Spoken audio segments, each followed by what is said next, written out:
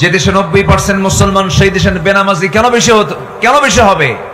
এর মূল কারণ হলো 53 বছর যে নেতৃত্ব আমরা দেখেছি অধিকাংশ নেতাগুলোই ছিল বেনামাজি। অধিকাংশ নেতাগুলো ছিল বেনামাজি। দলীয় জনসভা, দলীয় প্রোগ্রাম সবকিছু করেছে, নামাজের কোনো আহ্বান করে নাই, কর্মীদেরকে নামাজের কথা বলে নাই। যে দলের নেতা তার কর্মীকে নামাজের কথা বলে না, দ্বীনের কথা বলে না, কোরআন শেখার কথা বলে না, যে দলের নেতা তার কর্মীর হাতে মদের বোতল তুলে দেয়, নারী তুলে দেয়, জেনা তুলে দেয়, ওই সমস্ত নেতৃত্বের মুখে আমরা জুতা মারি, থুতু মারি। সব দেখেছি আমরা। কেউ চালাইছে 25 বছর আমার দেশ, কেউ চালাইছে 16 বছর, কেউ চালাইছে 9 বছর, মঈনুদ্দিন ফখরুদ্দিনরা কয়েক বছর। সব দেখা শেষ।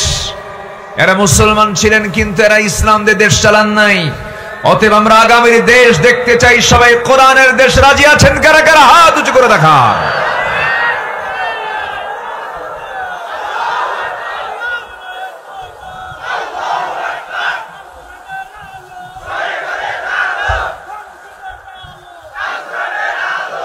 আল্লাহ কবুল করুন, জোরে বলি আমিন। কোরআন যে চায় না সে মুসলমানই না। আসতে কোন কেন? এরকম আব্দুর রহমান নামে লোক আমার দেশে আছে না নাই? আব্দুর রহিম নামে লোক আছে না নাই? আব্দুল গাফফার নামে লোক আছে না নাই? আব্দুল সাত্তার নামে লোক কোরআন চায় না, কোরআনের বিধান চায় না, আছে না নাই? ও শুধু নামে আব্দুল সাত্তার, কিন্তু ও আব্দুল শয়তান। আল্লাহর গোলাম হলে সে এমনটা করতে পারতো না। আমরা কোনো কথা শুনবো না। আমরা যে লোকে আপনার কাছে আসবে ম্যানিফেস্টো নিয়ে, ভাই আমি এসেছি অন্ন, বস্ত্র, শিক্ষা, বাসস্থান, চিকিৎসার গ্যারান্টি দেওয়ার জন্য, এই যে আমার তন্ত্র, বলবেন তোর তন্ত্র যেটাই হোক, তুই কি কোরআন চাস? হ্যাঁ চাই। ওয়েলকাম। চাস না? তাড়াতাড়ি ভাগ এখান থেকে, ঠিক কিনা? সোজা কথা বলে দিবে। দেখলাম তো বহু, কারো বাপের দেশ, কারো স্বামীর দেশ, মাঝখান দিয়ে আমরা শেষ। আমরা কোরআন চাই। আমরা কি চাই? কোরআন চাই। কি মন খারাপ করতেছেন নাকি? কারো কোনো মন খারাপ নাই তো? এই 16 বছর অনেক আলেমের গায়ে মামলা তো দূরের কথা, একটা গায়ে আচর পর্যন্ত লাগে নাই। এরকম আলেম আছে না? আছে না নাই? একটা মামলা খায় নাই তারা, গায়ে একটা আচরও লাগে নাই। পান খাইছে, 16 বছর পার করেছে, একটা মামলা তাদের কাঁধে লাগে নাই। কিন্তু যখন পট চেঞ্জ হয়ে গেছে, চোরের মায়ের বড় বড় গলায় কথা বলে। আছে না নাই?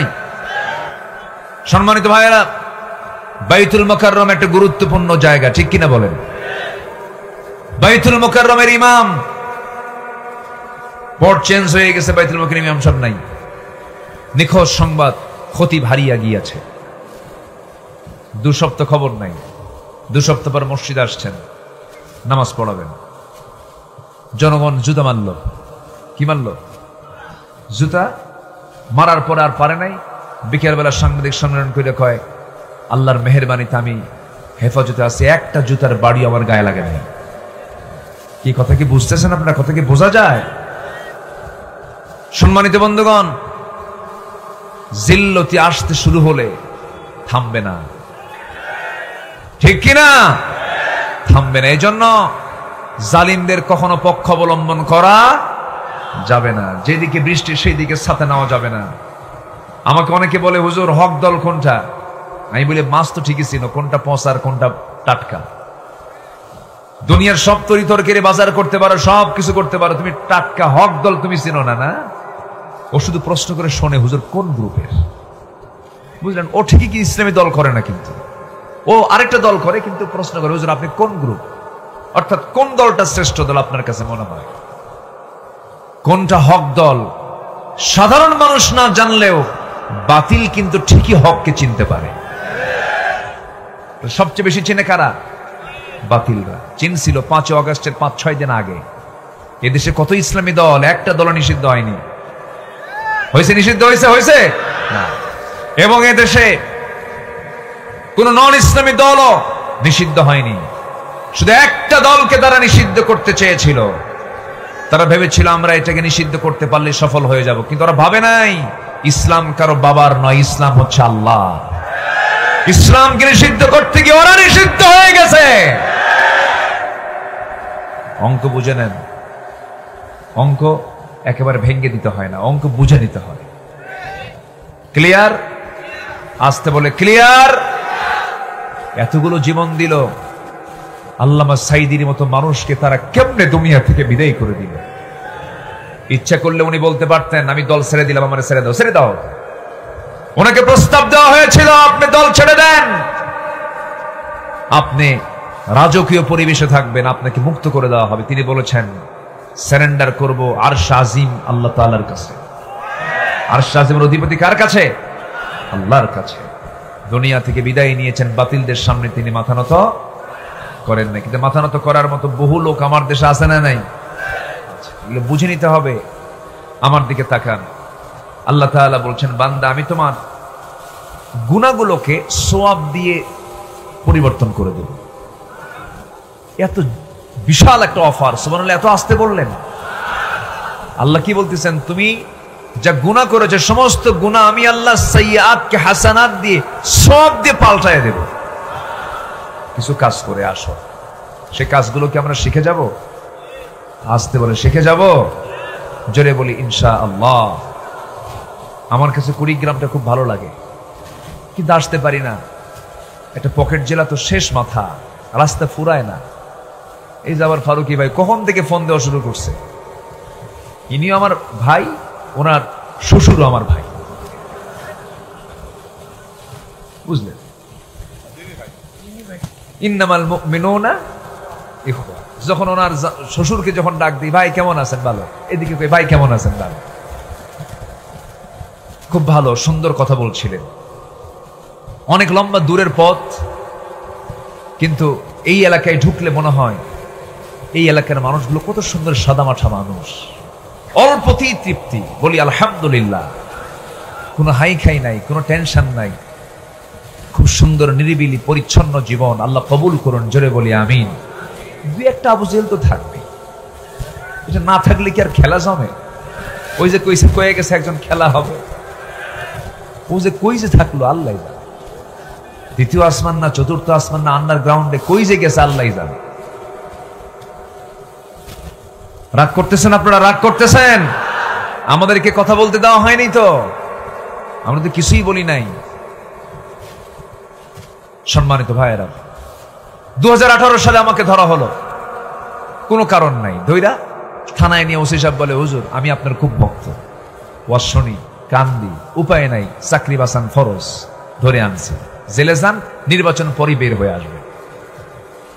তো বললাম আপনি কেন আমাকে ধরলেন? কি হুজুর চাকরি থাকবে না আমার, চাকরি বাঁচান তো ফরজ আমার। আমি বললাম ইমান বাঁচান নফল। ইমান বাঁচান নফল নাকি? ইমান বাঁচানো ফরজ। ঢুকলাম জেলখানায়, এক মুরব্বী আমারে দেখে লম্বা একখান সালাম দিয়ে বলে হুজুর আপনি জেলখানায় ঢুকছেন, খুব খুশি হয়েছে। তো বললাম খুশি হলেন কেন? বলতেছে খুশি হব না, আপনার ওয়াজ শুনতে যাই, কত দূরে বসে থাকি, মন এত চায় কাছে যাব, মুসাফা করব, কোলাকুলি করব, পারি না। আপনি এত কাছে ধরা পড়ছেন, এর থেকে আনন্দের দিন থাকতে পারে নাকি? থাকে নাকি? দেন তাও কয় ঠিক। এরপরে বললাম চাচা আপনার বয়স 85 বছর, এই 85 বছর বয়সে আপনি কেন জেলখানা নাতিপতি থুইয়া কেন এখানে কেন? বলে যে আমারে মামলা দিছে, কি আমি নাকি বোমা হামলা করছি, বোমা হামলা। বলতেছে বলো তো বাবাজি, এই বুড়া বয়সে আমার এই ভাঙ্গা হাত নিয়ে আমি যদি বোমা মারতে যাই, বোমা কি জায়গা মতো পড়বে না আমার মাথার উপরে পড়বে? এইরকম করে নিরপরাধ মানুষদের উপরে যে অত্যাচার গুলো চালানো হয়েছে, তার ফলাফল হলো আজকের এই ফলাফল। আজকের ফলাফল একটাই, তাদের রোগ ছিল ক্ষমতা ছাড়া যাবে না। তাদের রোগ কয়টা ছিল বলেন? কি ছাড়া যাবে না? কিন্তু ক্ষমতার মালিক কে? ক্ষমতার মালিক কে? ফেরনের রোগ ছিল কয়টা? ফেরনের রোগ ছিল কয়টা? কি ছাড়া যাবে না? ক্ষমতা ছাড়া। তাহলে মিল আছে না নাই? ফেরন পৃথিবীতে বেঁচে ছিল 1600 বছর, এরা ছিল 16 বছর। দেখেন সংখ্যার মিল আছে না নাই? সংখ্যারও মিল আছে, মানে ছোট ভাই বড় ভাই। যাই বোন ভাই ওই তো সব একটু কইছে আপনার, উনি আবার লোকমা দিয়ে ঠিক করে দিল, যাক সমস্যা নাই। আচ্ছা, তাহলে আল্লাহ পাক কি ওয়াদা করলেন? বান্দা তোমার আমি গুনাহগুলোকে সওয়াব দিয়ে পাল্টায় দেব। জোরে বলে সুবহানাল্লাহ। সে কাজগুলোকে আমরা করতে রাজি আছি। আল্লাহ রাব্বুল আলামিন সূরাতুল ফুরকানের মধ্যে বলছেন, সূরাতুল ফুরকানের ৭০ নম্বর আয়াতে বলছেন, ইল্লা মান তাবা ওয়া আমানা ওয়া আমিলা সালিহান ফাউলাইকা ইউবাদদিলুল্লাহু সাইয়্যাতিহিম হাসানাত ওয়া কানাল্লাহু গফুরুর রহিমা। জোরে বলুন আল্লাহু আকবার। আল্লাহ বলছেন, বান্দা তবে শোনো, তুমি যদি তওবা করতে পারো, নাম্বার 2 ঈমান আনতে পারো, ওয়া আমিলা সালিহান এবং নেক আমল করতে পারো। 3টা কাজ। এখানে কয়টা কাজ বলেন? সূরা ফুরকান আয়াত নাম্বার ৭০ থেকে আমি তেলাওয়াত দিয়ে শুরু করেছি। 3টা কাজ যদি করতে পারো, 1 নাম্বার তওবা করতে পারো, নাম্বার 2 যদি ভালো করে ঈমান আনতে পারো, নেক আমল যদি করতে পারো, আমি আল্লাহ নিজে ওয়াদা করছি তোমার গুনাহগুলোকে আমি আল্লাহ পাল্টায় দিয়া সওয়াব বানাইয়া দেব। তওবা করব আমরা কার কাছে? আমরা তওবা করতে রাজি আছি? আস্তে তওবা করতে রাজি আছি? তওবা করব কার কাছে? আস্তে বলুন, তওবা করব কার কাছে? আমার নবীকে তওবা করেছেন? আস্তে কর। আমার নবীকে তওবা করেছেন কেন? তার তো কোনো গুনাহ ছিল না। তার কোনো গুনাহ ছিল? এরপরে তিনি কি করেছেন? ওয়াস্তাগফিরুহু ইন্নাহু কানা তাওয়াবা। আমার নবীজি বলেন, তুবু ইলাল্লাহ ফাইন্নী আতুবু ফিল ইয়াউমি মিআতা মাররা। ও আমার সাহাবীরা, তোমরা আল্লাহর কাছে তওবা করো, আমি রাসূল নিজে সারা দিনে 100 বারেরও বেশি বার তওবা করি। আমার নবীজি তওবা করেছেন, চোখের পানি ফেলে ফেলে কেঁদেছেন। সাইয়েদনা ওমর ফারুক রাদিয়াল্লাহু তাআলা আনহু একদিন এক সাহাবীর সামনে বসেছিলেন। সাহাবী একটা হাদিস বর্ণনা করছেন, তিনি সেই হাদিসটা শুনলেন। লা ইয়াদখুলুল জান্নাতা, ওই বান্দা জান্নাতে প্রবেশ করবে না যার মধ্যে মিসকাল হাববাতিন মিন কিবার, যে বান্দার মধ্যে যাররা পরিমাণ, অণু পরিমাণ যার মধ্যে অহংকার থাকবে, সে ব্যক্তি জান্নাতের গন্ধ পাবে না, জান্নাতে প্রবেশ করতে পারবে না। এই হাদিস শোনা মাত্রই তিনি ছোট্ট বাচ্চার মতো তিনি হাওমাও করে কান্নাকাটি শুরু করে দিলেন। বলা হলো, ওমর কান্নাকাটি কেন করো, কি হয়েছে? তিনি সবাইকে বলে ফেললেন, শোনো, অর্ধ দুনিয়ার শাসনকর্তা আমি, মাঝে মাঝে আমি যে শাসনকর্তা, মাঝে মাঝে আমার কাছে কেমন যেন লাগে। আমি এত বড় একজন লিডার, আমি এত বড় একজন খলিফা, আমি এই জন্য ডুকরে ডুকরে কান্দি। আমার মনে হয় মাঝে মাঝে আমার মধ্যে অহংকার ঢুকে পড়ে, আমি মনে হয় জাহান্নামী হয়ে যাচ্ছি।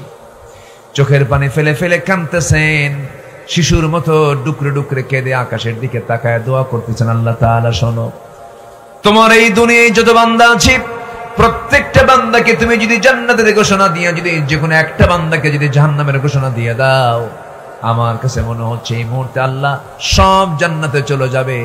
জাহান্নামের তালিকায় তুমি একজন বান্দাকে যে রেখে দিয়েছো, সেই বান্দার নাম ওমর ছাড়া মনে হয় পৃথিবী তার দ্বিতীয় কেউ হবে না। কি পেরেশান তারা ছিল। মুনাফিকের তালিকা আছে এক সাহাবীর কাছে, আমার নবী দিয়েছেন, তার কাছে সকাল সন্ধ্যা ওমর ফারুক যেতেন, গিয়ে বলতেন, হুযায়ফা দেখো তো মুনাফিকের তালিকার মধ্যে আমার নামটা কয় নম্বরে আছে। কি দুনিয়া নিয়ে তারা, আখিরাতকে নিয়ে তারা পেরেশান ছিলেন, দুনিয়াকে তারা তুচ্ছ করেছেন। সাইয়েদনা আবু বকর সিদ্দিক রাদিয়াল্লাহু আনহুর নাম সবাই তো শুনেছেন। সবাই কয় নাম্বার খলিফা বলুন? আসতে বলবেন না, কয় নাম্বার খলিফা? 1 নাম্বার খলিফা তিনি ছিলেন। আমার বন্ধুগণ, যখন তার খেলাফত আমল চলছিল, তিনি মাঝে মাঝে ঘর থেকে বের হয়ে জনগণকে দেখার জন্য যেতেন। এক রাতে তিনি বের হয়েছেন, খালি পায়ে হেঁটে বের হয়েছেন, খালি পায়ে হাঁটতেছেন। সাইয়েদনা ওমর ফারুকের সামনে তিনি ধরা পড়ে গেছেন। তিনি বললেন, আমিরুল মুমিনিন, এই পাথরের রাস্তায় আপনি খালি পায়ে হাঁটতেছেন কেন? আপনার পা তো পাথরের আঘাতে ক্ষত বিক্ষত হয়ে রক্তাক্ত হয়ে যাবেন। আপনি জুতা কেন পড়ছেন না এত গভীর রাত্রিতে? আপনি কেন খালি পায়ে চলতেছেন? এই জনবাদী সাইয়েদনা আবু বকর বলছেন, ওমর, আল্লাহর নামের কসম করে বলি, আমার পায়ে যদি কোনো খরম জুতা পায়ে দিয়ে হাঁটি, এই খরম জুতার আঘাতে আর ওই সাইডে পাথরের আঘাতে যে আওয়াজ হবে, সেই আওয়াজটা যদি বেশি বড় হয়ে যায়, এই গভীর রাত্রে কোনো আল্লাহর বান্দার কানে যদি এই জুতা হাঁটার আওয়াজ যদি কানে চলে যায়, যদি তার ঘুম নষ্ট হয়ে যায়, কিয়ামতের দিন ওই নাগরিকের ঘুম কেন নষ্ট হলো, তার জন্য আমাকে আসামির কাঠগড়ায় দাঁড়িয়ে তার জবাব দিতে হবে। আল্লাহু আকবার বলবেন না? আর এখনকার আতিপাতি নেতা একটু শোডাউন করে, সামনে 50 পিছনে 50 হোন্ডা মোটর সাইকেল নিয়ে স্লোগান দিয়ে দিয়ে আসতেছে। এমন শিক্ষা ইসলাম শিখায় নাই, ঠিক কিনা? ওমর রাষ্ট্রীয় সফরে বের হয়েছেন মদিনা থেকে, কয়টা উট নিয়ে? একটা উট নিয়ে বের হয়েছে। বের হয়ে সাথে একজন সফর সঙ্গে নিয়েছেন, সেই বৃত্ত রওনা করেছেন। মাঝখানে গিয়ে বলতেছে, এই বৃত্ত এইদিকে আসো, তুমি আমার উটের পিঠে চড়ো, আমি উটের লাগাম ধরি। লজ্জায় ভেঙে পড়েছেন তিনি। এটা কি বলেন আমিরুল মুমিনিন? আপনি লাগাম ধরবেন, আমি বৃত্ত, আমি উটের পিঠে চড়বো, অসম্ভব ব্যাপার। এক ধমক মারলেন, ধমক মেরে বললেন, এই আমি ওমর আর তুমি, তোমার চোখ দুইটা আমার চোখ দুইটা, তোমার কান দুইটা আমার কান দুইটা, তুমি আল্লাহর গোলাম, আমি আল্লাহর গোলাম। কিয়ামতের দিন আমার ব্যাপারে জিজ্ঞাসা করা হবে তোমাকে, তোমার ব্যাপারে জিজ্ঞাসা করা হবে আমাকে। সাম্যতা শিখতে হবে। বৃত্ত আমি তোমাকে এক নাগাড়ে এতক্ষণ ধরে আমি তোমাকে লাগাম ধরতে দেব না। যা হবে কষ্ট দুজনের সমান কষ্ট হবে, ভাগাভাগি করে আমরা চলে যাব। আল্লাহু আকবার বলবেন না? জোরে বলি আল্লাহু আকবার। প্যালেস্টাইন সফরের ঘটনা এটা। চলে গেছেন জায়গা মতো গিয়ে যখন পৌঁছে গেছেন, রিসিপশনে যখন পৌঁছে গেছেন, সেই সময় একটা কাম উল্টা হয়ে গেছে। উটের পিঠে যে বসে আছে ওটাই হলো গোলাম, আর লাগাম যে ধরে আছে সেটা হলো ওমর। এখন সব মানে সৌজন্যতা দেখানোর জন্য, সাদর সম্ভাষণ জানার জন্য ওমর আসতেছেন, সব নিয়ে চলে গেছে হলো উটের পিঠে যে বসে আছে। ও বললে, তা আমি তো না, আমি তো ওমর না। কে? কই যে লাগাম ধরে আছে ওটা ওমর। একটু জোরে বলেন সুবহানাল্লাহ। একটু জোরে বলেন না ভাই সুবহানাল্লাহ। আল্লাহর যারা বান্দা তারা কি অহংকারী হয় না বিনয়ী হয়? অহংকারী হয় না বিনয়ী হয়? ক্ষমতার দম্ভ আছে না নাই? ক্ষমতার অহংকার আছে না নাই? টাকার অহংকার আছে না নাই? চেহারার অহংকার আছে না নাই? যেই অহংকারী হবে সে কোথায় যাবে? জাহান্নামে। আর বিনয়ী বান্দারা কোথায় যাবে? জান্নাতে।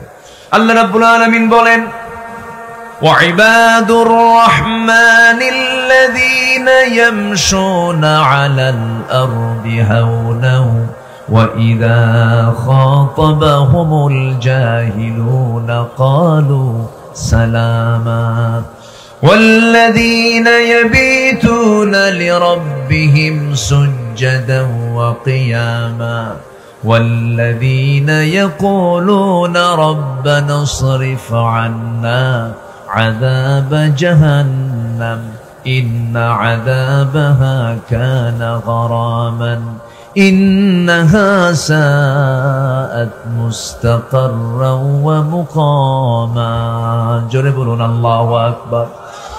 বিনয়ী বান্দা কারা? জমিনে যারা অহংকার প্রদর্শন না করে, বিনয়ী হয়ে যারা চলে, অত্যন্ত ভদ্রচিত হয়ে যারা চলে, তারাই হল আল্লাহর বিনয়ী বান্দা। জাহিলদের সঙ্গে তর্ক বিতর্ক না করে, এটাই হল আল্লাহর বিনয়ী বান্দা। এবং রাত যখন হয়ে যায় সব বান্দা ঘুমের ভিতরে থাকে, আর আল্লাহর পছন্দের বান্দা যারা তারা রাত জেগে জেগে চোখের পানি ফেলে ফেলে আল্লাহর দরবারে সেজদায় পড়ে কান্দে। ও বান্দা, তুমি যদি কান্নার মতো কাঁদতে পারো, চোখের পানি যদি এক ফোঁটা আল্লাহর ভয়ে ফেলতে পারো, তুমি কি জানো 7টা জাহান্নাম, একটা দুইটা নয়, 7টা জাহান্নামের আগুন নিভাইয়া দেবে তোমার চোখের পানি। কারণ যে চোখের পানি আল্লাহর ভয়ে কাঁদবে, সেই পানি, সেই চোখ কখনো জাহান্নাম যেতে পারে না। জোরে বলি সুবহানাল্লাহ। আমরা কাঁদবো কার কাছে? আসতে বলবেন না, কাঁদবো কার কাছে? আল্লাহ বলছেন, বান্দা আমি তোমাদেরকে ক্ষমা করে দেব, কিন্তু সবাইকে আমি ক্ষমা করব না। 5 জনকে ক্ষমা করব। কয়জনকে বলেন? 5 জনকে ক্ষমা করবো। আল্লাহ পাক আমাদেরকে এই কাপের আসার তৌফিক দান করুন। জোরে বলি আমিন। আরো জোরে আমিন, আরো জোরে আমিন। আমি কি আলোচনা চালিয়ে যাব? কারো কোনো সমস্যা নাই তো? সাইয়েদনা আবু বকরের নাম সবাই শুনেছেন না? আখিরাত কেন্দ্রে কি চিন্তা তাদের ছিল, কি ঈমান তাদের ছিল। উনি খলিফা প্রধান ছিলেন, আবার তিনি দোকানদারও ছিলেন। খেলাফতের দায়িত্ব পালন করে নির্দিষ্ট সময় এসে তিনি তার দোকানে বসতেন, ব্যবসা করতেন। এটা হলো পরিবার চালানোর জন্য। কি চালানোর জন্য বলেন? পরিবার চালানোর জন্য। বসে আছেন, এক কাস্টমার এসে বলতেছে, খলিফা আবু বকর, আমার এই কাপড়টা কয়েক মাস আগে আমি কিনেছিলাম তোমার কাছ থেকে, কিন্তু কাপড়টা আমার পছন্দ হয় না, কাপড়টা তুমি ফেরত নিয়ে নাও।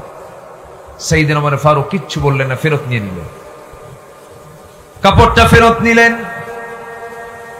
কাপড়টা ফেরত নিলেন, টাকাটা দিয়ে দিলেন, সব কমপ্লিট হয়ে গেল। কিন্তু যখন ওই লোকটা যখন চলে গেল, ওই কাস্টমার যখন চলে গেল, তার সামনে থেকে ডুকরে ডুকরে কাঁদতেছেন, চোখের পানি ফেলে ফেলে কাঁদতেছেন আবু বকর সিদ্দিক রাদিয়াল্লাহু তাআলা আনহু। সাইয়েদনা আবু বকর যখন কান্নাকাটি করছিলেন, এমন সময় তার সঙ্গে থাকা কিছু দ্বীনি ভাইরা সবাই বলে ফেললেন, আমি আমাদের আমিরুল মুমিনিন, আপনি কান্নাকাটি করছেন কেন? কেন কাঁদতেছেন? সামান্য একটা কাপড় আপনার কাছে ফেরত দিয়ে গেছে, এই ফেরত দেওয়ার পরপরই আপনি কেঁদে ফেললেন, আপনি টাকা ফেরত দিলেন বলে কাঁদতেছেন নাকি? তিনি বলছেন, আল্লাহর নামের কসম করে বলি, আমি এই জন্য কান্দি না। আমার কান্নার কারণ হলো, আমি এই জন্য কাঁদতেছি, আমি আবু বকর, তোমরা আমাকে প্রথম খলিফা বলো, তোমাদের কাছে আমার সম্মান বড়, আমার মর্যাদা বড়, কিন্তু আমি এই মুহূর্তেই চিন্তা করতেছি, আমি যেদিন মরে যাব, কিয়ামত চলে আসবে, হাসরের ময়দান চলে আসবে। হাসরের ময়দানে যখন আল্লাহ তাআলা আমাকে আস্তে করে নাম ধরে ডাক দিবেন, আবু বকর এই দিকে আসো। কোন খলিফার কথা বলছিলাম বলেন তো? আবু বকর, ওমর, আল্লাহু আকবার। তিনি হাসরের ময়দানে গিয়ে কি জবাব দিবেন এই চিন্তায় বলছেন, শোনো, আমি কান্নার কারণ কি জানো? এই কাপড়গুলো ফেরত দিয়ে গেছে, এই জন্য আমি কান্দি না, আমি কান্না করছি আল্লাহ রাব্বুল আলামিন যখন আমাকে হাসরের ময়দানে সবার মধ্য থেকে আমাকে একা ডাক দিয়ে বলবেন, আবু বকর এইদিকে আসো। আমাকে আড়ালে নিয়ে যদি আমার আল্লাহ বলেন, আবু বকর এই যে তোমার নামাজ, এই যে তোমার জিহাদ, এই যে তোমার দান, এই যে তোমার সাদকা, এই যে তোমার রোজা, এই যে তোমার যাকাত, একটা ইবাদত একটা কাজ আমার পছন্দ হয় নাই, আবু বকর আমি তোমাকে সব তোমার হাতে ফেরত দিয়ে দিলাম। আল্লাহ যদি আমার সঙ্গে এমনটা আচরণ করে ফেলেন, আল্লাহ যদি আমার হাতের সমস্ত আমলনামাগুলো ফেরত দিয়ে দেন, আমি আবু বকর সেই দিন কোথায় যাব? এই জন্য আমি কান্দি। কি পেরেশানি তাদের মধ্যে কাজ করেছে। খেলাফতের দায়িত্ব পালন করতেছেন প্রথম খলিফা, তার ঘরের সঙ্গে একটা ঘর লাগানো ছিল, সেই প্রতিবেশীর মূল মুরব্বী দুনিয়াতে বেঁচে নাই, বুড়ি একজন মহিলা ওই বাড়িতে ছিলেন, তার ছেলেও নাই মেয়েও নাই। ওই বুড়ি মহিলা চোখে ভালো করে দেখেন না, কিচ্ছু রান্না বান্নাও করতে পারেন না, তারা কাছাকাছি কেউ নাই। প্রত্যেকটা দিন প্রত্যেকটা রাত্রিবেলা ফজর নামাজের একটু আগ দিয়ে আবু বকর সিদ্দিক তার ঘরের মধ্যে ঢুকতেন, ঘরের মধ্যে ঢুকে কাপড় চোপড় ধুয়ে দিতেন, তার প্রয়োজনীয় কাজ কারবার গুলো সম্পাদন করে দিতেন। এবং সাইয়েদনা আবু বকর সিদ্দিক রাদিয়াল্লাহু তাআলা আনহু ফজরের আগ দিয়ে তার সকল কাজগুলো সম্পূর্ণ করে দিয়া মসজিদে নববী থেকে তিনি নামাজের দায়িত্ব পালন করেছেন। আমার বন্ধুগণ, ওই মহিলার খেদমত করার জন্য কোন এক রাতের আধারে ওমর ফারুক চলে আসলেন, দরজায় নক করলেন, মহিলা ভিতর থেকে বলছে, কে খেদমতের জন্য এসেছো? কিছুক্ষণ আগে তো একজন যুবক আমার খেদমত করে গেছে। সাইয়েদনা ওমর ফারুকের মনে মনে চিন্তা হলো, এই আমার এই এলাকার ভিতরে, আমার বন্ধুগণ, ওমর ফারুক চিন্তা করছেন এই এলাকার ভিতরে কোন বান্দা এমন খেদমত করতে পারে, আমাকে খুঁজে বের করতে হবে। খোঁজার জন্য তিনি তদন্ত কমিটি করলেন, কাউকে বললেন না, তিনি একাই চলে আসলেন, এই মহিলার খেদমতটা কে করে। 3 দিন 4 দিন ওই বুড়ির মহিলার ঘরের পাশে গিয়ে বসে থাকেন, আর কে আসে ধরতে পারেন না। তৃতীয়তম দিনে তিনি ধরে ফেলেছেন, চট করে কে যেন ঢুকতেছে, চট করে হাত ধরে বসলেন, ধরে দেখেন কেউ নন, তিনি হচ্ছেন প্রথম খলিফা আবু বকর। ধরে খেতে ফেললেন, বললেন, ইয়া আমিরাল মুমিনিন, সব কাজকে আপনি একাই করবেন নাকি? আমাদের কি করার সুযোগ দিবেন না? সঙ্গে সঙ্গে সাইয়েদনা আবু বকর বলছেন, ওমর আমার খেদমত আমাকে করতে দাও, আমার প্রতিবেশীর হক আমাকে আদায় করতে দাও, কারণ কিয়ামতের দিন তোমার আমলনামা আমার পিঠে আসবে না, আমার আমলনামা তোমার পিঠে যাবে না। সারাটা জীবন তিনি খেদমত করে চলে গেছেন। যেদিন আবু বকর সিদ্দিক রাদিয়াল্লাহু মারা গেছেন, তার পরের দিন থেকে ওই মহিলার দায়িত্ব পালন করেছেন ওমর ফারুক রাদিয়াল্লাহু তাআলা আনহু। ওমর ফারুক তার ঘরে আসলেন একদিন, প্রথম দিন যেদিন খেদমতের জন্য তিনি ভিতরে ঢুকেছেন, সব কিছু পরিষ্কার পরিচ্ছন্ন করে দিয়েছেন। খাবারগুলো জোগাড় করে দিয়েছেন। ওই মহিলা খাবার খেতে বসে তিনি জানতেন না আবু বকর মারা গেছেন, বুড়ি মানুষ, চোখে কম দেখতেন। যখন তিনি খেতে বসেছেন, খাওয়ার সময় তার সামনে যখন খেজুরগুলো দেওয়া হয়েছে, একটা খেজুরের মুখে দিয়ে দেখেন কামড় মারতে নিয়া খেজুরের বিচিটা তার মুখের মধ্যে লেগে গেছে।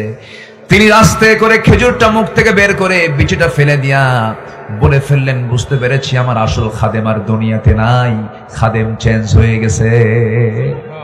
আল্লাহু আকবার বলবেন না? আমার খাদেম কি হয়ে গেছে? চেঞ্জ হয়ে গেছে। মানে সাইয়েদনা আবু বকর যে সেবাটা দিতেন, খেজুর যখন তার হাতে ধুয়ে দিতেন, খেজুরের বিচি পর্যন্ত সরায় দিয়ে তার মুখে তুলে দিতেন। এটাই হলো তাকওয়া, এটাই হলো পরকালের চিন্তা, এটাই হলো আখিরাতের চিন্তা, এটাই হলো ফিরে আসা। ইল্লা মান তাবা, যারা ফিরে আসে। আল্লাহু আকবার বলেন। কার পথে? আসতে বলবেন না, কার পথে? আল্লাহর পথে আমরা ফিরে আসবো। জোরে বলি ইনশাআল্লাহ। আমার ঈমান আনবো, জোরে বলি ইনশাআল্লাহ। আল্লাহ তাআলা 5 শ্রেণীকে মাফ করে দেন। এর মধ্যে 1 নাম্বার জানলাম আমরা, যারা তওবা করবে তাদেরকে মাফ করে দেন।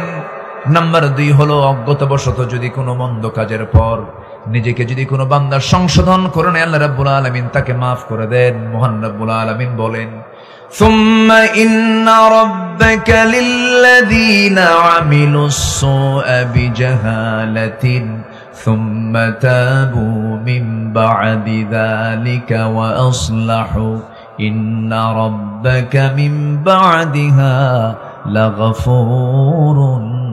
লাগাফুরুর রহিম। জোরে বলুন আল্লাহু আকবার। সূরাতুন নাহল 119 নম্বর আয়াত আল্লাহ রাব্বুল আলামিন বলছেন, বিজাহালাতিন, অজ্ঞতাবশত যদি কোনো ভুল করে ফেলো আমার কাছে মাফ চেয়ে নাও বান্দা, আমি আল্লাহ তোমাকে সব গুনাহগুলো মাফ করে দেব। কার কথা? আসতে বলবেন না, কার কথা? তওবা করলে মাফ করে দেন তিনি কে? আসতে বলবেন না, কে? আমার বন্ধুগণ, একটা ঘটনার কথা মনে পড়ে গেল। আমার নবীজি তাবুক অভিযানের ডাক দিয়েছেন। কি অভিযানের বলেন? তাবুক অভিযান। তাবুক অভিযান ছিল সবচেয়ে বড় অভিযান। রোমানদের বিরুদ্ধে যুদ্ধ করার জন্য মদিনা থেকে রাসূল রওনা দিয়েছেন। 30,000 সাহাবী নিয়ে। কত হাজার বলেন? একটু জোরে বলেন ভাই, কয় হাজার? সময় তো অল্প, কি করি, শেষ করে দেব? আর একটু চালাই, আর একটু চালাই। 30,000 সাহাবী নিয়ে রওনা করেছেন এবং বললেন, কেউ বাদ থাকবে না, এই অভিযানে সবাইকে যেতে হবে। সব নিয়ে চলে গেলেন। যুদ্ধ লাগলো, কারণ এর আগের রেকর্ড হলো রোমানদের বিরুদ্ধে মুসলিম মুজাহিদরা ছিলেন হলো 3000, আর ওদের সৈন্য সংখ্যা ছিল হলো 1 লক্ষ। মুসলমানদের বিজয় হয়েছিল। কিন্তু এবার মুসলমানদের সৈন্য সংখ্যাই হলো 30,000। বলেন তাহলে আগের রেকর্ডের হিসাব কি করবে, কি করবে না? বলেন। যুদ্ধ হলো না, যুদ্ধ লাগলো না। আমার নবীজি শুধু অভিযান শেষ করে মদিনার দিকে ফিরে আসতেছিলেন। চলে আসলেন, ফিরে ঘরেও ঢুকলেন। চলতেছে সময়গুলো ভালো, কিন্তু 3 জন সাহাবী সূরা তওবার মধ্যে আসছে। সূরা তওবার মধ্যে আসছে। কি একটু বলবো একটু বলার, শোনার দরকার আছে না নাই বলেন তো? 3 জন সাহাবী, এনারা যুদ্ধে যেতে পারেন না, অভিযানে যান নাই তারা। এর মধ্যে সবচেয়ে যিনি লম্বা হাদিসটা বর্ণনা করেছেন, কাব বিন মালিক রাদিয়াল্লাহু তাআলা আনহু, তিনি মনে মনে চিন্তা করলেন, কেমনে কি করি? আমি তো ইচ্ছে করেই যাই না, আমি তো গাফলতি করে যাই না, আমি তো অবহেলা করে যাই নাই, আমার তো একটা ভুল হয়েছে, আমার তো মাফ চাওয়া দরকার। উনি নবীর কাছে গেলেন, নবীর সামনে গিয়ে দাঁড়ালেন। আমার নবীজি মসজিদ নববীর ঠিক মাঝখানে বসে আছেন। এই সাহাবী গিয়ে হাঁটু গেড়ে দিয়ে নবীর সামনে আস্তে করে বসে বলছেন, হুজুর মাফ চাইতে আসছি আপনার কাছে। রাসূল বলেন, তুমি কি ভুল করছো যে মাফ চাইবা? হুজুর আপনি আমাকে যুদ্ধে যেতে বলেছেন, তাবুক অভিযানে যাই নাই। রাসূল বললেন, কেন যাও নাই? গাফলতি করেছি, গড়িমসি করেছি, অবহেলা করেছি। রাসূল বললেন, ও কাব বিন মালিক, আর কে কে যায় নাই? হেলাল বিন উমাইয়া, আর কে কে যায় নাই? মুরারা বিন রাবিআ। মোট কয়জন হলো? রাসূল বলছেন, আর কে কে? হুজুর আমার জানা নাই। আমার নবীজির সঙ্গে সঙ্গে বললেন, কাব বিন মালিক চলে যাও। আমার নবীজির সঙ্গে সঙ্গে মদিনার মসজিদে তিনি নোটিশ জারি করে দিলেন। সাহাবায়ে কেরামকে বলে দিলেন, ইমার্জেন্সি নোটিশ জারি করে দাও, এই মদিনাবাসীকে জানিয়ে দাও এই মদিনাবাসীর কোন মুসলমান যেন এই তিনটা ব্যক্তির সঙ্গে কোনো প্রকার কথাবার্তা না বলে, মুআমালা চলবে না, সম্পর্ক চলবে না, সালাম কালাম চলবে না, ব্যবসা চলবে না, নিষিদ্ধ, বয়কট করে দেওয়া হলো। এই সংবাদ যখন কাব বিন মালিকের কাছে চলে গেছে, কাব বিন মালিক রাদিয়াল্লাহু আনহু এই কথা শোনা মাত্রই তার কাছে যেন আকাশ ভেঙে পড়ার মতো হয়ে গেল। দরজার কাছে গেলেন, নিজের বাড়ির দরজার কাছে বউকে লক্ষ্য করে বলছেন, বউ আমার দরজা খুলো। বউ দরজার কাছে এসে বলছে, স্বামী আমার দরজা খুলবো না কেন? অবশ্যই দরজা খুলবো, আপনি আমার স্বামী হন, আপনার ঘর আপনার বাড়ি, কিন্তু আমি এই দরজার সামনে খুলে দিয়া পিছনের দরজা দিয়ে আমি নিজেই চলে যাব, কারণ যে ব্যক্তির বিরুদ্ধে নবী পর্যন্ত বয়কটের ডাক দিয়েছেন তার সঙ্গে আমি স্বামী হলো আমার সম্পর্ক নাই। আল্লাহু আকবার বলেন। মান আহাব্বা লিল্লাহ ওয়া বাগাদা লিল্লাহ ওয়া আতা লিল্লাহ মান আলিল্লাহ ফাকাদ ইসতাকমালাল ঈমান। আমার নবীজির এই প্রিয় সাহাবী ঘরের মধ্যে ঢুকতে পারলেন না, বউ তোমার বের হয়ে চলে যাবে, ঘরের মধ্যে ঢুকতে পারলেন না। ঘরের দরজা থেকে তিনি আবার মুখটা ফিরায় নিয়ে বাইরের দিকে আসতেছিলেন। কলিজার টুকরা ফুটফুটে দুইটা বাচ্চা, 11 বছর 13 বছর ফুটফুটে বাচ্চা, এই বাচ্চাগুলোকে আদর করেন, প্রত্যেকদিন চুমা দান স্নেহ করেন। সেই দিন সন্তানগুলোকে ডাক দিয়ে বলছে, আমার দুলাল রে, আমার আদরের সন্তানগুলো এদিকে আয়। সন্তান বলে, যাব না কেন? রাসূল বয়কট করেছেন, আমরাও তোমার সঙ্গে কথা বলবো না। আল্লাহু আকবার বলেন। আমার বন্ধুগণ, এরপরে কি হলো?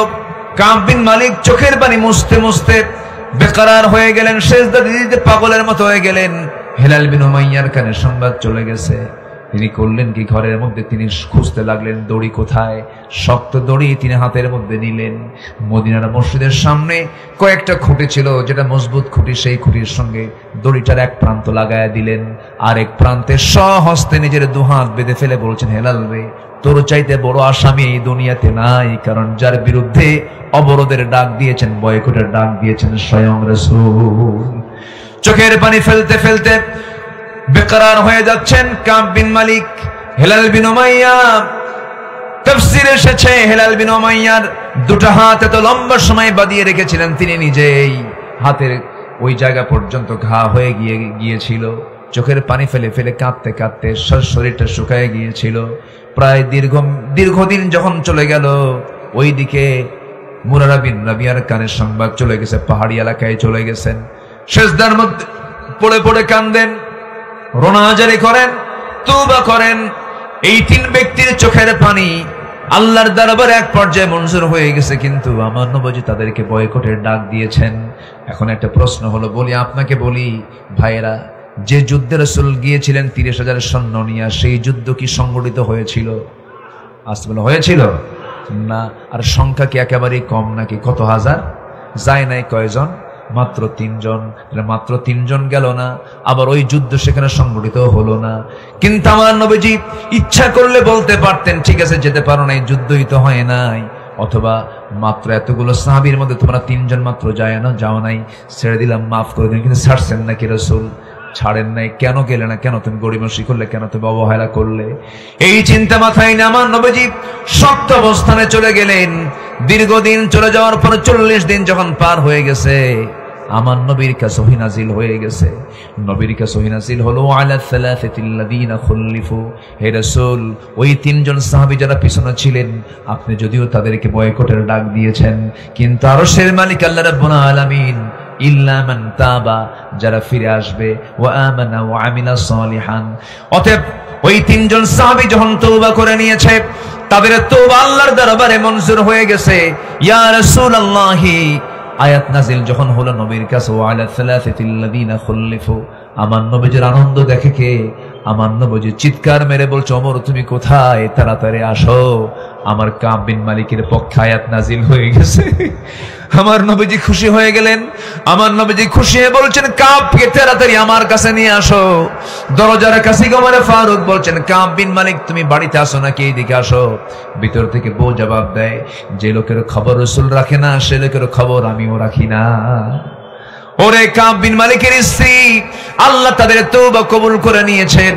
কাব বিন মালিক যখন চলে গেছেন নবীর সামনে, আমার নবীজি তাকে জড়ায়া ধরলেন। জড়িয়ে ধরে বলছে, কাব বিন মালিক, আমি তোরে মাফ করি নাই, কিন্তু আমার আরশের মালিক আল্লাহ তাআলা তোরে মাফ করে দিয়েছেন। জোরে কোন সুবহানাল্লাহ। কিসের কারণে? আজ থেকে কিসের কারণে? কিসের কারণে? তওবা করার দরকার আছে না নাই?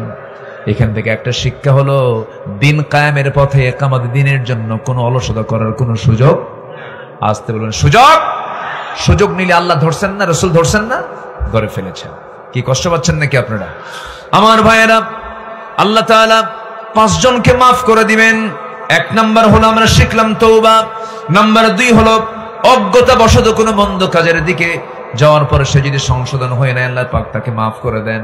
নাম্বার 3 হলো নেককার ইমানদারদের জন্য আল্লাহ রাব্বুল আলামিন ক্ষমার ওয়াদা করেছেন। ক্ষমার কি করেছেন? ওয়াদা করেছেন, প্রমিস করেছেন। মহান রব্বুল আলামিন বলেন, ওয়া'আদাল্লাহুল্লাযীনা আমানু ওয়া আমিলুস সালিহাতি লাহুম মাগফিরাতুন ওয়া আজরুন আযীম। জোরে বলুন আল্লাহু আকবার। সূরাতুল মায়েদা আয়াত নাম্বার 9। ঈমান যারা আনবে এবং আমলে সালেহ যারা করবে, আমি আল্লাহ ওয়াদা করছি তাদের জন্য ক্ষমা রয়েছে, তাদের জন্য মহা পুরস্কার রয়েছে। জোরে বলেন সুবহানাল্লাহ। আমার বন্ধুগণ, আমলের পাল্লায় গুনাহ বেশি দরকার না নেক বেশি দরকার? গুনাহ বেশি দরকার না সওয়াব বেশি দরকার? এই জায়গায় যারা বসে আছেন তাদের কি গুনাহ নাই? আসলে গুনাহ নাই? আমার, আপনার, এনার, ওনার, এনার ফারুকি ভাইয়ের কম আছে না নাই? কম হোক বেশি হোক, আছে না নাই? আছে। ফেরেশতার আজ থেকে ফেরেশতার নাই, কারণ ফেরেশতার গুনাহ করবে, গুনাহ করার যোগ্যতাই নাই। কামনা বাসনা ব্যবসা বাণিজ্য কিচ্ছু নাই, এই জন্য তার কোনো গুনাহ হওয়ার সুযোগও। কিন্তু আমার গুনাহ করার সুযোগ আছে না নাই? গুনাহ করার সুযোগ থাকার পর আমি যদি গুনাহ না করি, তখন আমার দাম হয়ে যাবে ফেরেশতার চেয়ে বেশি দাম। আল্লাহু আকবার বলেন। কিন্তু আমার দেশে আবার কিছু ফেরেশতা আছে, মাঝে মাঝে নাজিল হয়। এক বেয়াদব বলছে, টাঙ্গাইলের কোন বেয়াদব বলেছে, আমার জীবনে তো কোনো গুনাহই নাই, আমি আমিন বলি না। হুজুররা আমিন কয়, আমি আমিন একটাবারের জন্য বলি না। আমি তো গুনাহই করি না, আমি তো নিষ্পাপ। শুনুন, এই 16 বছর তারা আলেমদের তালিকা করেছে, এই 16 বছর তারা হকপন্থীদের তালিকা করেছে। এখন আমাদের সময় এসেছে নাস্তিক মুরতাদদের তালিকা তৈরি করা, ঠিক কিনা? ওদের তালিকা তৈরি করতে হবে। ধরা খাইছে একটা বিচারপতি শামসুদ্দিন, কালা কইয়েন না, কালা তো আল্লাহ কালো বানায় দিছে, তাই না? আল্লাহর দান তো এটা, কালো বলি না। কিন্তু শামসুদ্দিন মানিক এই বদমাইশ 2 বছর আগে আমার নামেও সে তালিকা করেছিল, 116 জন আলেমের তালিকা করেছে। কি লাভ হলো? 2 বছরের মাথায় পালানোর চেষ্টা করলো সিলেট দিয়া। সিলেটবাসী আবার খুব খেদমত করে, তো ওরা আপ্যায়ন খুব ভালো মতো আপ্যায়ন করছে, বিসি শুদ্ধ আউট করছে। যা তোরে খাসি বানায় দিলাম, যা। কি কষ্ট পাচ্ছেন নাকি আপনারা? শুনতে যদিও একটু কেমন যেন লাগছে, কিন্তু বাস্তবতা তাই। কোন দিনের শত্রুকে কখনো দয়া মায়া দেখানোর কোন সুযোগ তুমি আল্লাহর বিরুদ্ধে কথা বলবা, নবীর বিরুদ্ধে কথা বলবা, জিহ্বা টেনে ছিড়বো আমরা। জাহাঙ্গীরনগর ইউনিভার্সিটির কুখ্যাত ছাত্র ছিল, তার নাম মানিক। সে 100 জন নারীর জীবন নষ্ট করে ধর্ষণের সেঞ্চুরি করে মিষ্টি বিতরণ করেছিল। এই কুলাঙ্গার গুলো এখনো আছে, এদেরকে ধরে প্রকাশ্যে ঝুলায় মেরে রক্ত মাংস হাড় হাড্ডি কুত্তা বিলাই দিয়ে খাওয়ানো দরকার। রাজি আছেন কারা কারা? হাত উঁচু করে দেখা।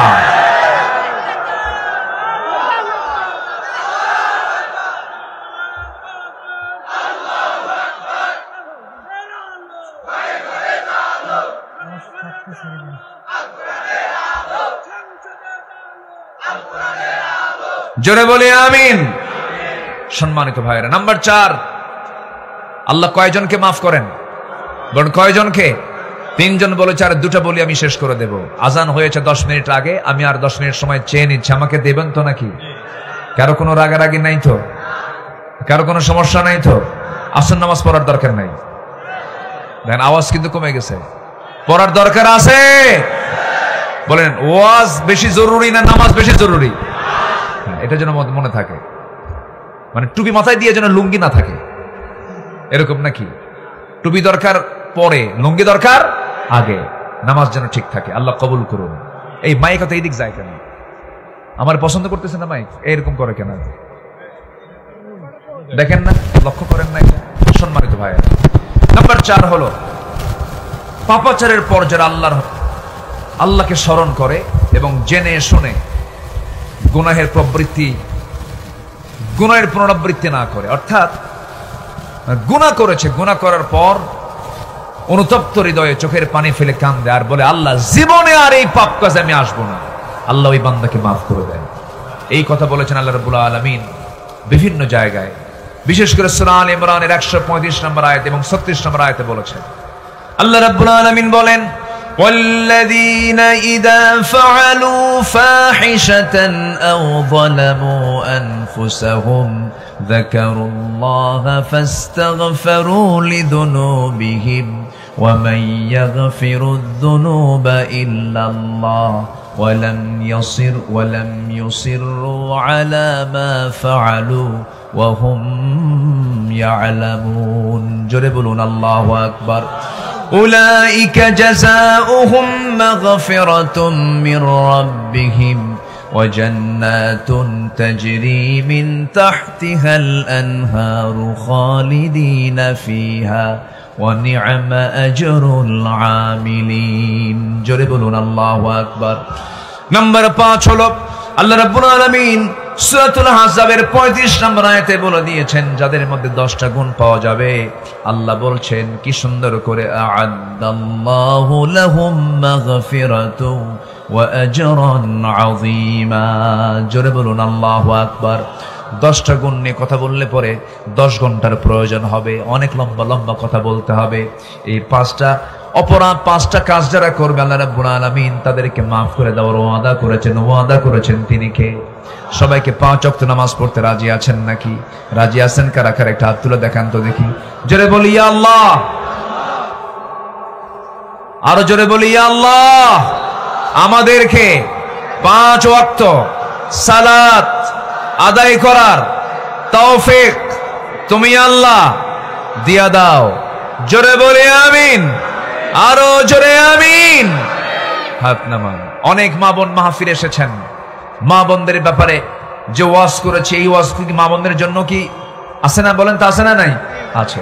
আমার মা সাথে একটা বিষয় আমি যোগ করে দেই, দিনের মাহফিল পর্যাপ্ত সময় পাওয়ার সুযোগ নাই, শুধু একটা বিষয়ে যোগ করে দেই। মেয়েদের সবচেয়ে বড় খারাপ দিক আজকের সমাজে সেটা হলো মেয়েরা আজকে মুসলমানদের সংস্কৃতি লালন না করে অন্য ধর্মের সংস্কৃতি লালন করে ঈমান চরিত্র হারায় ফেলছে। বিশেষ করে পশ্চিমা এবং ভারতীয় চ্যানেলগুলো দেখে তাদের মতো চরিত্র গড়ে তুলতেছে আজকের আমার দেশের মেয়েরা। আমার মা এই সমস্ত অপসংস্কৃতির আগ্রাসনে নিজের জীবনকে ভাসায় দিবেন না। বিশেষ করে পর্দার বিষয়টা খেয়াল করতে হবে, সবার পরে না সবার আগে। দুলাভাইয়ের সঙ্গে দেখা করা জায়েজ নাই, দেখা করা জায়েজ আছে? দুলাভাইয়ের সঙ্গে দেখা করা জায়েজ নাই। দুলাভাই যদি হুন্ডাই তোলে, কিছু কিছু দুলাভাই আছে শালীরে হুন্ডাই তোলে কিন্তু বউরে হুন্ডাই তোলে না, এরকম দুলাভাই কিছু বদমাইশ আছে না? নাই বলেন তো? পিছনে দুলাভাই শালীকে উঠায় নাই, শালী এখন মনে মনে চিন্তা করে আমার বড় বোনের হাজবেন্ড না করি কেমনে, হুন্ডাই চড়ে। তো মাঝখানে একটু গ্যাপ রাখে যে দুলাভাই মানুষ গায়ের সঙ্গে গা লাগলে কেমন হয়। সামনে যায় দুলাভাই এমন ব্রেক মারে, এক ব্রেকে গ্যাপ পুরো। এ আছে না? নাই। অতএব চান্স দেওয়ার সুযোগই দেওয়া যাবে না। বেড়াই কিন্তু ক্ষেত খায়, বেড়া ক্ষেত খায়, মানে কাছের মানসিক ক্ষতি করার সম্ভাবনা বেশি থাকে। এই জন্য পর্দার বিষয়ে সবচেয়ে সর্বোচ্চ সজাগ আপনি স্বামী হিসাবে, আপনি ভাই হিসাবে, আপনি বাবা হিসাবে, আপনি বড় ভাই হিসাবে আছে না? নাই। আচ্ছা, আল্লাহ পাক আমাদের সবাইকে সতর্ক সজাগ থাকার তৌফিক সবাইকে দান করুন। আমাদের সবচেয়ে বড় চ্যালেঞ্জ হলো জাহান্নাম থেকে বেঁচে জান্নাত পাওয়া। আগে জাহান্নাম থেকে বাঁচতে হবে। তো জাহান্নাম থেকে বাঁচার জন্য যে কাজগুলো আমি আজকে শিখিয়ে দিলাম, আল্লাহ তাআলা 5 শ্রেণীকে মাফ করবেন। এই গুণগুলো আল্লাহ তাআলা আমাদের জীবন অর্জন করার তৌফিক দান করুন।